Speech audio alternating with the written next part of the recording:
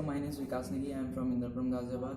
My father name is Ram Singh Negi and mother name is Ambika Negi. Along with my parents, I have an elder brother and I am pursuing graduation BCom. I am in second year, Delhi University School of Open Learning, and I recently completed my digital marketing course and from Prithviar, Delhi Institute of Digital Marketing.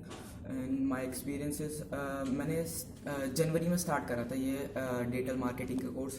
तो because of ये Covid के चक्कर में मेरी classes नहीं हो पाई, तो बीच में ऑनलाइन के लिए सर ने प्रोवाइड करा था. बट ये कि सर हमें सही से समझाना चाहते थे, तो सर ने बोला कि ऑनलाइन से अच्छा ऑफलाइन वो स्टार्ट करो. तो हमने ऑफलाइन के लिए भी सर से बोला था, तो सर ने बहुत हेल्प करी बिल्कुल अपने भाई की तरह. तो फिर उनने हमें अक्टूबर का टाइम दिया था. फिर अक्टूबर से हमारी स्टार्ट हुई है.